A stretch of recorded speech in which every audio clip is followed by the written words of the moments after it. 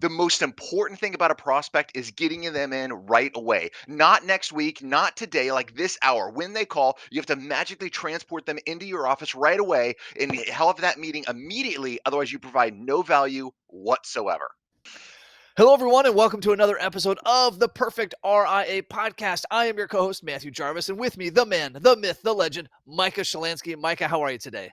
Jarvis, I am doing excellent. Super excited to be jumping into more value content today on the podcast. This year has just been amazing so far, right? We're recording this in advance, but by the time this is done, we'll have finished Surge, which will be pretty fun. And during Surge, we did that fun series about following me along in Surge, where I was kind of doing daily posts and videos going through that entire process. So I got to say, that was quite enjoyable and a great learning experience. Yeah, and of course, as we're recording this, we just came off of another personal development mastermind trip together. We're going to do a little jiu-jitsu with you, Micah. So That's right. you guys can all guess how it ended. It might be different than you imagine. It might be, it might not be. But yeah, it may or may not be, but it's interesting. So one of the kind of the core tenets of jujitsu, if you will, is this idea of submission holds, of putting someone in enough discomfort that they take this kind of whatever Mhm. action, and the goal is that you can respond with calmness, right, with strategy. But too often people get really panicky. And Mike, I don't think this is too much different than the prospect process. And we've talked about when a prospect asks for a fee discount. But let's talk today when a prospect says, "Hey, I've got time tomorrow at 2 p.m." And so many advisors, Mike, it's like they're in a chokehold and they've got to just tap out and say, "Wait, Right. I had my kids' piano recital was tomorrow at 2 p.m., but no problem. You just come in. I'll call my team and they'll get the paperwork ready. We'll rush it through."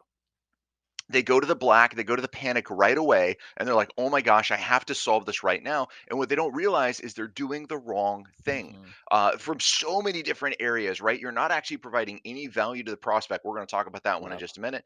You're breaking all of your processes, you're putting your team in a bind, and you're setting yourself up for pure failure versus being calm and saying, "Great, what's my process?" Right? When Mhm. you get in a choke, when you get in a hold, when you get in something else in BJJ, there's a process that you need to work through in order to get out of that, and it's funny when you're calm and you follow those steps, 9 times out of 10, you can get out of that circumstance. And that's the same thing here when it comes to any type of planning. If we're calm about this and we follow our process of success, it's amazing what happens.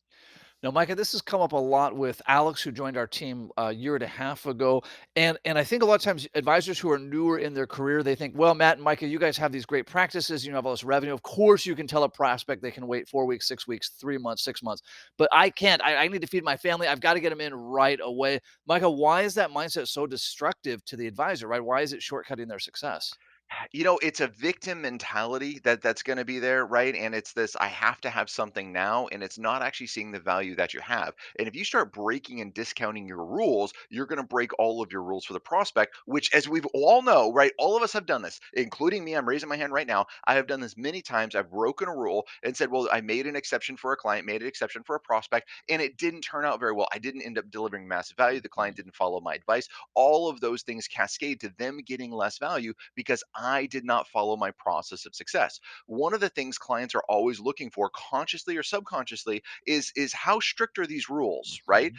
I want to put it kind of like in a kid mindset, but not too pejoratively here, Mhm. but of just saying, with kids, they want to test and know what their limits are. And guess what? That's the same thing with clients, not in a negative sense, but saying, hey, how much freedom do we have here? Where's this relationship at? And we as the professionals need to come in and set that stage, not come down with a stick and a Mhm. hammer and beat them down and say they can't do something, but saying, hey, look, and this is what I call it to my clients, this is our process of success. If you wish to be successful, we're going to follow this process and it works out really well. If you want to do it something else, you know what? I can't do that because this is my process of success. And when I explain that to Mhm. clients, clients want to jump on board because they're like, who doesn't want a process of success, right? That makes a lot of sense. So they want to go down that path.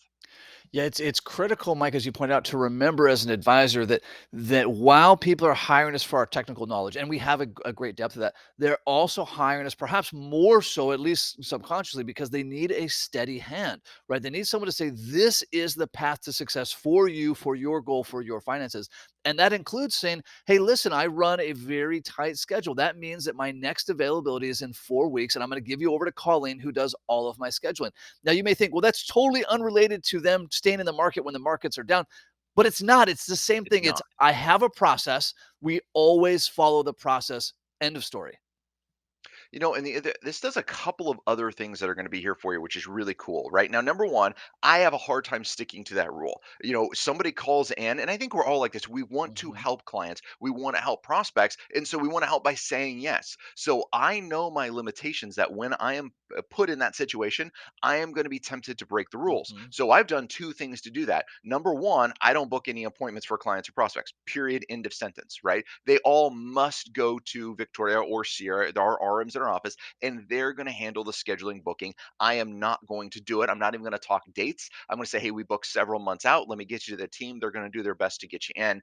And I'm going to leave it at that. The second thing, Jarvis, I got some pretty serious extreme accountability around this because I was still breaking that rule. And so I put a pretty large dollar amount around this. Every time I break a process in my office, it is a substantial financial fee that I put into kind of our swear jar. So the team does a good job protecting me, even though that kind of rewards them a little bit. But they do a really good job saying, no, we got to follow these processes of success because every time I break it, I create more problems for the team mhm. and more problems for our clients.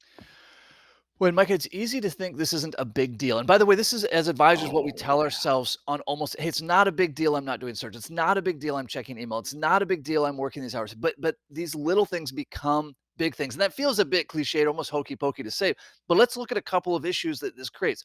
One, when you go to schedule your meetings, Mike, as you point out, most of us have a servant's mentality with this. We're too accommodating when it comes to scheduling. Or the team, it breaks the process for the team follows the schedule. Or there's not enough time to do the paperwork, or it creates the impression to the client that you must not be very busy if you're available tomorrow at 2. And by the way, if you're not busy and no one else is using you, should I use you? And so there's this cascading list of things that happen when a seemingly harmless event of scheduling your own meetings happens.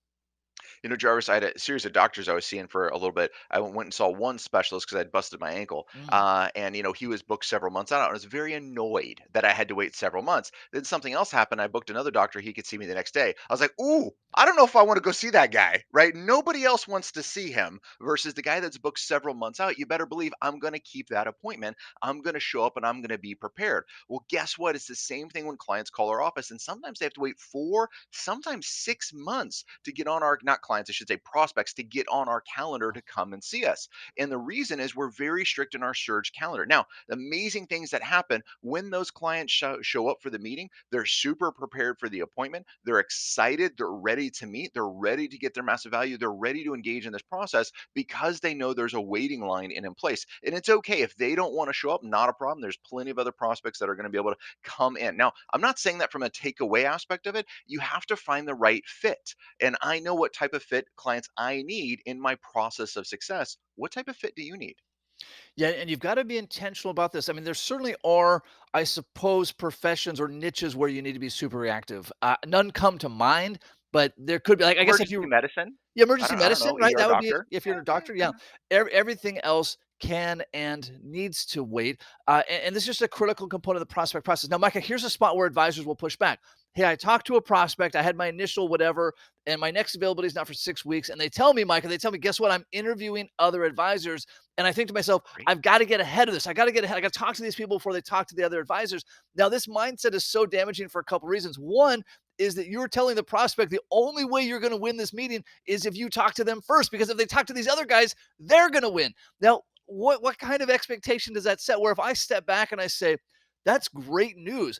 When you meet with these other advisors, be sure to ask them these couple of questions. And if you're still interested in meeting with me in 4 weeks when my schedule's available, I will be glad to show you what it is that we can do. So you've got to be prepared for these things because the universe will test you, right? Yes. Micah, just as you think you're getting out of one hold, a different hold will come.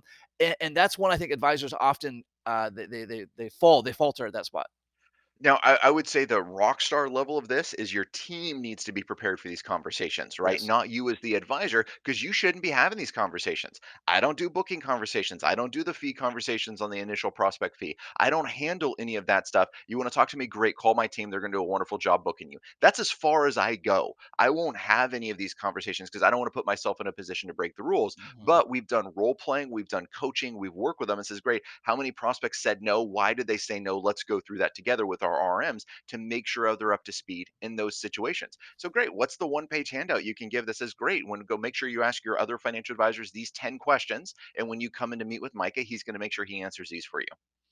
Mike, I've also found that it helps for myself and for my team to have analogies or metaphors to draw on, right? So I've often used the doctor one when it comes to people Oh, outside of my sure. niche, right? Hey, I'm like a cardiologist, and what you need is like a neurosurgeon. And guess what? I know some great neurosurgeons, and I make that referral out. Same with the scheduling, right? And for you or your team, you can say, listen, I'm sort of like the pilot of the plane. There's some really important things that I need to do. Making sure the passengers have their seatbelt on is not one of my jobs, right? I've delegated that to our very capable team. And so to have those makes it easier for you and your team. You're not being ridiculously difficult. You're not being a diva. You're just following what's the best practice for every successful service. Now, let's also think about this. A lot of times when clients come in, Jarvis, push back on this one if you see it Please. differently. But a lot of the clients that I have coming in, this is the first time they've really hired a financial planner, right? They might have some miscellaneous brokerage accounts at different places, but they've never hired a financial planner to take them through this process. So it's the first time. So what does that mean? I have to set the expectations. The worst thing I could ever do to a client, hands down, is not set any expectations whatsoever, is not tell them how this process of success is going to work and allow them to imagine on their own. Why is that the horrible thing that can ever happen? Because I will never rise to that occasion. I will never succeed in that Impossible. environment because the client's going to Mhm, make up whatever thing, not bad, mhm. right? I haven't set the expectations. Therefore, I've left it in their imagination. And between the husband and wife, they have two different imaginations on what's happening. And I'm never going to live up to those expectations. So the best thing I can do for a client is set expectations. And you have to do that from the start. And the start is for your prospecting. You're setting expectations. How do you book appointments? You don't book it through me. You book it through our relationship managers. You know what? Every time I touch the calendar, I break it. I create more work for my team, which is a very true statement. I was like, so I'm going to let Sierra go ahead and book that appointment today. And the clients and prospects will laugh and they'll go ahead and work with Sierra. They're used to this. The dentist isn't booking their appointments. The doctor's not booking their appointments. The attorney's not booking their appointments. The CPA maybe isn't booking their appointments, shouldn't be booking their Shouldn't be, appointments, yeah. right? So, it's all of those things. Who answers the phone? This also sets an expectation. Jarvis, I've been on a little kick with some of our members about before I have calls with them, I'll actually just call their office randomly and they'll answer the phone. And then they'll say, oh, well, I saw it was an Alaska area code. So I was curious who was calling. And I'm like, why are you looking at the area code? Yeah, how do you Where even is your know? team? Yeah, Yeah. how do you know? Why is your desk phone ringing? You were in important work or you were playing office. It was one of the two. And you know what? That means you were playing office because if you're in important work, you definitely shouldn't have picked up my phone call. So you were playing office, the phone rang at your desk, and then you answered it. This is a horrible use of an advisor's time. If you're in the office, you need to be delivering massive value to your clients, not playing office answering the phone. Sorry, it's a little side No, tangent no. there. I love it. So many of these things, and again, they often seem like little things, but they stack on top of each other, right? So this is when a prospect calls your office or books online. Are you already setting that expectation? Hey, we work Right. with a very select group of clients. We only onboard a couple of new clients each year. Therefore, our next available appointment is X. Now, again, prospects, just like on the fee conversation, some prospects and clients will push back. Hey, listen, I really want to see Micah tomorrow. And we would all love to be seen tomorrow, but Mike, as you mentioned earlier, this is this two-edged sword. Perfect. Micah's next availability is 3 weeks from tomorrow. Now, if this is something urgent, if it's a 911, I can get him right away. But otherwise, this is when he's available to see clients. And so that expectation has to be set again and again and again. And we talked about this before, Jarvis, but we have our communication policy that we Mhm. go through with our clients, right? And prospects and clients are different, right? Clients get preferred treatment. Why? Because they're paying us. They're our top clients, therefore they get preferential treatment. Some random person calling in, even if they become a client in the future, they have a potential for that as a prospect. They don't get that same level of service. So a client in the communication policy, we have the 911 policy. They get a same day if something happens. They have a general questions. We'll get back to them in the next couple days. We'll have a scheduled time so we don't play telephone tag, or it's a client meeting. Clients love that we go through this. And I know we've spent other podcasts talking about this, so I won't go into depth in that, right? But clients love knowing that communication policy. What communication do prospects get? They get the next available appointment scheduled, right? Because they're not paying us. We don't have an obligation to them to drop everything we're doing because they need to see us tomorrow. But it's a critical piece you highlight there, Mike, and it's kind of a sidebar, but I want to highlight again. A lot of times, advisors, especially that are starting their practices, feel like, hey, the more people I talk to, the better off I'll be, and that's true if they're inside your niche and they value. If you have this long list of people that are tire kickers that are calling you for freebie advice, there's not time for that. I think, especially Micah, when you've put yourself in a niche where you become really well known, such as yourself in federal benefits, you've got to have a way to screen out tire kickers. You do this by saying, "Hey, it's $500 to meet with me. And if you have any questions outside of that, that's it. That's what the podcast is for, etc." But again, this goes back to having processes. So when a prospect has a question and they go to your website or they call your office, they're getting a consistent answer that's coming off with as much confidence and finesse as if I ask you your name, right? You're not saying, well, I think maybe in 2 weeks from Tuesday, like I said, I don't really know when we can meet. They're just saying, hey, listen, Micah sees prospects the third Thursday of every month, or whatever it is that they say in your office. That needs to be just rock solid. Yep. They need to be practiced that. You need to rehearse it. You need to record it, right? When we're getting ready for Surge, one of the things that we did with the advisors in our office is I asked them all to record themselves practicing the value adds and delivering it. Now, this could seem a little bit tedious. That's going to be there, right? But I'm going to do the same thing with our RM team as well of saying, hey, we need to practice this again and again because it's been months since we've had a Surge in our office and we need to not practice in front of a client. We need to be at our top level. Same thing right here. Your RM should not practice in front of a prospect, right? You should have done all the practicing internally. This is not a dress rehearsal. This is the final performance when that phone rings. They should be at their A game because you've put the work in advance to make sure it's an A game. Mike, another thing that has helped me when it comes to scheduling prospects or following any process is to model what works. This is one of our rules of success, right? Do what works. I always like to look and say, great, what's the next level of success I aspire to, and who is an advisor that espouses that, right? And I say, boy, the next level of success looks like whomever, and I can ask myself, great, what would this advisor do in that situation? And it gives me kind of the strength to say, great, I know what I would do, which is I would wimp out on it. I'll schedule them right away. I'll call my team in to do paper, whatever it is. Nope. The next level of success, they would not do this. Therefore, I will not do this. And there's this myth, Mike, in our mind that when I get to that level, Yes. then Yes. when I make as much money as Micah, then I can do schedule like Micah. Well, you're not going to catch up to Micah one, but the bigger issue is you'll never bridge that gap, right? You say, well, I'm gonna exercise once I feel like exercising. Well, newsflash, it's not going to work like that. Hey, once I get my six pack, I'll be more devoted to changing my diet and starting to work out. I'll So start doing far, that keto. hasn't worked out, but I'll let you know how that goes. Um, Jarvis, on that same line, I really want to go move into a little bit from the prospect side to the onboarding side. Mm, The same rules are going to follow, right? We've set guidelines with the prospect. We need to follow through with those guidelines when we're onboarding a client. Again, most clients have never hired a financial advisor, or the reason they're leaving their financial advisor is they suck. They've had a bad experience in some way and they want a new one. Great. You need to set that stage. So, what is your process of success? How long are your meetings? When's the lead time? How many times a year are you going to meet? What type of communication can they expect from your office? How do they get the most value out of your relationship? I'm shocked that advisors don't actually explain this to clients. One of the things we have to do is tell clients how are they going to get the most value. Number one, that I tell clients, anytime you have a big money movement, you need to call us first before it goes through. Well, what's a big money movement? I generally don't clarify that with clients because mm, I want in their mind, I want them to tell me what a big money movement is, right? interesting. Because if they think that 15 grand is a big money movement, okay, great. We need to talk before it's $15,000 of money movement. If they think it's $1 million, I'm going to say, great. How about we ratchet that down a little bit? If you have 100,000 of big money movement, let's talk. But I also want to find out how much they feel is a big money movement. Mhm, Now I know in my mind where's their financial thermostat, right? If a client thinks a big money movement's a $500,000, perfect. They're good with a lot of wiggle. I saw your eyes get big, right? Yeah, they're good with a lot of wiggle room. If a client says they have $1,000, is a big money movement. Ooh, we're going to have a problem with market volatility. We're going to have a problem mhm. with income distributions, right? So this is a really good hint to their mentality, but it also allows them to tell me how to get to tell them how they're going to get more value out of our relationship. And then I'm going to explain it in an example of saying, great, I had a client that did X, they didn't tell me, and this was the financial penalty. Had they had told me, this could have been avoided, whether it's selling a second property, buying a business, right? Doing all those other things. But again, explain to clients how are they are going to get the most value out of your relationship. I love that, Mike. Something that came out as you were explaining that, asking them how big is a big money movement for them.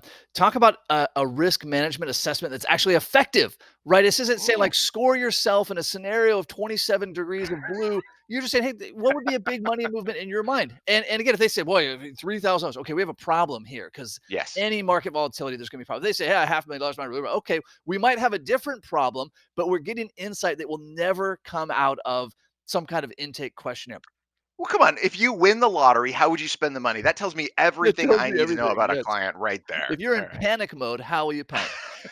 Another thing that comes up, Mike, as you're explaining your prospect process to prospects or to clients is that you're never apologizing for the process. Now, if a mistake is made, you're going to fall on your sword and you're going to Own it. apologize, even if it wasn't your mistake. We're setting that aside. You're never going to apologize for your process. You're not going to say, I'm really sorry, I can't see you for 4 weeks.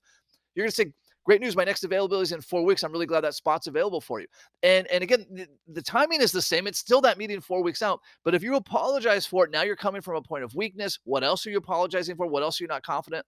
I had a few years ago, Mike, a small medical procedure done, and they said, great, the doctor does procedures on Thursdays. They didn't say, I'm really sorry, he can't do Tuesdays, Wednesdays, or Fridays. They say he does procedures on Thursdays. Which Thursday do you want? Well, hey, what can you? I can't do Thursday. Right. Well, he does them on Thursdays. Well, Sunday at 2 a.m. would be better for me. So yeah, Yeah, you can't apologize. This came up in our office recently. We used to do all our paperwork physically because it was nice. You could really control the process. As it's yeah. transitioned to digital, you lose some of that control. And the team was apologizing to clients about this. Hey, this is really going to be kind of a hassle. And I'm really sorry and I appreciate your patience. Whoa, hard stop here. I did not Yep. create this process. I'm also sorry that people die at the end of their lives too. I can't fix that. I'm saying here is the process. Sometimes these companies forget whose money this is. Sometimes they keep a little back and we need to ask for it again. But here's the process we're going to follow. And Mr. and Mrs. Prospect, what you need to know most of all is that we're watching this very closely and we won't rest until every penny is accounted for. Please note that can take several weeks. Right. So if you want to set that expectations again, that says, hey, this is going to take, I love that, several weeks for this to happen. The company may come back and ask for more paperwork. Not a problem. We're going to be on top of it and be with it. That is 100% okay. But to apologize for it almost goes into the begging for a prospect, begging for the money. And now we've shifted to the dichotomy in this relationship, right? And you're apologizing for things and saying, no, this is just how it works, right? I also don't apologize for the tax code, by the way, and that affects every single client. It's like these are the rules, and this is how it works. When it goes back to calendaring, Jarvis, one of the things Mhm. that I say is sometimes prospects will come back, rightfully so, and says, "Micah, it took me like 7 months to come in and see you. I'm a little worried about this." I say, "Yeah, I completely understand that. That's a long time. The ladies do a very good job of keeping me busy. Great news. Once you become a client, you're going to get preferential client treatment versus prospects don't get preferential treatment on the calendar." Yeah, That's and it. Mike, yep, so much of it is that way. It's just saying here is how it is. And I can really look back at my career and a real turning point, as you mentioned, is when you go from this abundance mindset or from a desperation mindset to an abundance Right. mindset, right? When you go from begging people to become clients, and that's essentially what you're doing. You're saying, "Oh, I can meet with you tomorrow." That's begging someone to be a client. I can discount my fee. That's begging someone to be a client. To where you go to this abundance mentality and say, "This is what I offer. I offer this widget, this type of planning, this type of asset allocation. I do buckets, I do guardrails, whatever you do. This is what I do. And if it makes sense for you, that is awesome. I'm your guy. And if it doesn't make sense to you, if you're here because you want to leverage your credit card debt to buy double short cryptocurrencies, I'm not your guy for that." And just to be really clear about that, this is what I do. This is what I don't do. I love it. And this isn't just about making more money or scheduling your time. If you that's what your focus is here, you're missing it. Yes. This is about delivering value to clients. Because here's what I know. My advice, and it's totally biased here. My Mhm. advice is rock solid. We give phenomenal advice to clients to help them deliver massive value so they can achieve their goals. Because why do I say that? Because I have one hell of a track record that backs that statement up. So I'm very confident in my advice. But if a client's not following my advice, am I helping them? No, No, I'm not, no. right? And so I have to gear everything, I have to stack the deck in my favor that says, great, what are things that I need to do to help clients follow our advice to make sure they can achieve their goals? So, real easy thing, if a client doesn't want to update their beneficiaries because I've been lax on everything else I've said, and I'm telling them they need to update their beneficiaries, they never get around to updating their beneficiaries, then they die, and now the beneficiaries are in question, the money's not going to where they wanted to go. Whose problem is that? Mhm. It's mine when I get the lawsuit, right? Right. It's mine when the widow comes in and says, "Why the hell is half my estate gone to an ex-wife?" Right? It's my issue that's going to come up. That's going to be there. I got to be rock solid on little rules to make sure clients follow big rules. And if you say in your mind that says, "You know what? I can be lax on the calendar. It doesn't really matter because they're going to follow all my financial planning advice," you're lying to yourself. That's Yeah. not the way it actually works. Yeah. Well, and Michael, ultimately, all relationships, whether they be with prospects, clients, your spouse, your kids, wherever, all relationships fail when expectations collide with reality. And to your Yeah. point earlier, if I'm talking to a husband and wife, each of them have different expectations than my expectation. It's like asking all three of us to write down lottery numbers, some 9-digit number, and it magically being the same. So I've got to say, here are my expectations. By the way, this is also true for me. If I think I don't really want to meet with clients on Friday, but I get on the phone And they say, Matthew, the only day I can come in is Friday. I said, great, we'll come in on Friday. Now I am resentful because my expectations not being met, even though I was the one who allowed it. But, and Mike, I know you've done the same thing. As soon as I get on schedule and I break all my rules, and then I resent myself and I resent that client for no fault of their own that I broke the rules. So the rules have to be rock solid. And if you're not reliable for holding them, great news. You've got team members who can be reliable for you.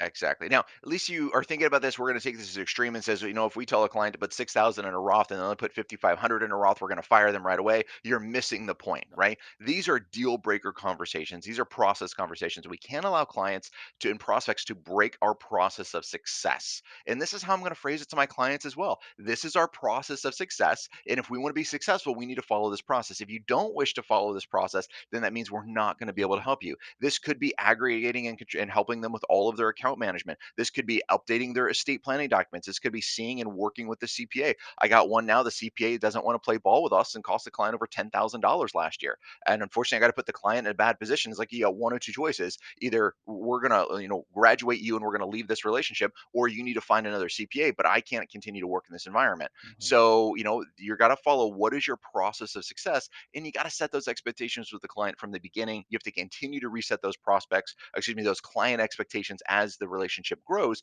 to make sure you're really going down that area of delivering massive value. Oh, Micah, I love it. One other rabbit hole I want to jump down just for a minute is that Sure. in Love rabbit almost, holes. yeah, I know that's kind of that should be the new episode, the new title of this, the perfect RA Red rabbit hole. pill or the blue pill? Almost all of the times where you're breaking your process is because you're too desperate for the prospect, right? And this comes back Ooh. to you're spending too much time playing office. You're spending not enough time doing real prospecting, not getting likes on Facebook, but real prospecting where you're eyeball to eyeball with somebody, and you're thinking, "Great, I have to get this prospect no matter what," and you compromise everything. Whereas professional advisors, regardless of your income level, can step back and say, "Hey, this is how I do my best work, and I insist on only doing my best work," which, by the way, is a line I use with prospects all the time. Jarvis, one of the things my father used to tell me all the time, which is Floyd Shalansky, legendary financial Oh, yeah. planner, right? Pioneer, really creating a lot of the stuff, which is phenomenal. He told me for a long time, and it took me forever to figure out what it meant. He said, prospecting cures all ills, It right? does. Yep. And I'm sitting there, I'm like, what the heck is he talking about? Da da da da da. What does he know? Because he's only super successful at being a financial advisor. And then finally, I kind of figured out what it means is saying, you know what? If I've been doing positive prospecting, I have a lot of people in the queue, a lot of people that want to come see me. I am not going to break my rules. But if I'm not doing prospecting and only have one prospect in the calendar in the next 12 months, I'm going to break every friggin' rule I have because I'm desperate to have them as a client. So prospecting cures all ills, right? This is the big thing. We got to be focused in prospecting. We got to be focused on delivering massive value. So you come at everything from a status of abundance, because the more mentality of abundance you have, the better advice you're going to be able to give to your clients, the more you're going to hold to your own rules, your own convictions, which really helps deliver massive value to that client. Oh, Mike, I love it. Speaking of holding to our convictions, this podcast is all about taking action because, of course, it doesn't matter what you know. We all know how to get six pack abs. We all know how to be billionaires. It's only the things you take action on and implement. So, here are a couple of action items that you can really, Micah, get started on this week, please. Oh, the first action item, just to make sure everybody knows this, jump on iTunes, give us 5 stars. Come on, it's been a while since we've asked. If you've made it this far, you gotta love the podcast. We have some very ambitious goals with getting this podcast in front of more financial advisors, getting out great information. Right, join the Backstage Pass Invictus or not, it doesn't matter. We really want to focus on getting this message out of massive value, and we need your help. So give us 5 stars on iTunes, leave us a phenomenal comment, share this with a few advisors. That's tremendously going to help spread this message. I love it. I love it. Yeah, and of course, this podcast is all about transformation, right? And it's the action that leads to the transformation. So yeah, 5 stars. I appreciate that on all the platforms, right? I think we're on Amazon now and a whole bunch of different ones. So I see us all over the Everything. place. Okay, action item number. I guess this is number two. Have in writing your prospect process. This does not need to be a 10-page document. In fact, ideally, it's 1 page or less because I love 1 page or less. Very clearly, right? We see prospects on these days at these times. Here are the steps involved. Does not need to be super drawn out, but it does need to have kind of your rules, the thou shalt not. Now, I like to, Micah, phrase them as a thou shall, right? Like we schedule prospects on Thursdays only Thursdays, right? But have those rules in place. I will not ask for paperwork, or excuse me, I only ask for paperwork in advance of meetings, not during meetings, things like that. Perfect. I love it. Yeah, whatever mentality you need, whether it's the Mhm. negative or the positive, great, go for that. Number three is going to say is commit with extreme accountability to never do your own scheduling. Now, I know this is a big thing. I got to say, in our masterminds, we've seen advisors be transformational in this aspect of it, being able to come in and never book their own meetings. So start that this week. Stop booking your own appointments. If you're solo, perfect. Bring on Ruby To be a receptionists, receptionist, right? yep, They can yep. help schedule meetings. You can bring on an EA, tons of different things that you can do in order to make sure you are not scheduling these meetings. Action item number 4, boy, we've got a good list today. Do more prospecting. If you ever find Yeah. yourself, not if, when you find yourself hesitant to hold the line, when you feel that you need to compromise your standards to get a prospect to say yes, that's because you're not doing enough prospecting. And Mike, I would add sort of a second caveat to that, which is you're letting your lifestyle creep. And this is another rabbit hole. Too many advisors say, boy, I just bought this new car, or I want to buy this expensive house, and I've got to take on more prospects so I can pay for this. You need to follow your own advice and live within your means. So it's kind of a two edge. Do more prospecting, live within your means. Anytime you're compromising, it's one of those two drivers in my experience. Oh, 100%, totally agreed. And with a caveat on that one or another one, I'm going to say, when you say do more prospecting, still, you're not scheduling your own appointments, right? Remember that third action item. So that means you're not scheduling these prospect appointments. You're having some executive assistant, you're having a Ruby receptionist, you're having somebody else go ahead and do that. All right. Fifth action item, I'm going to say join a TPR power session.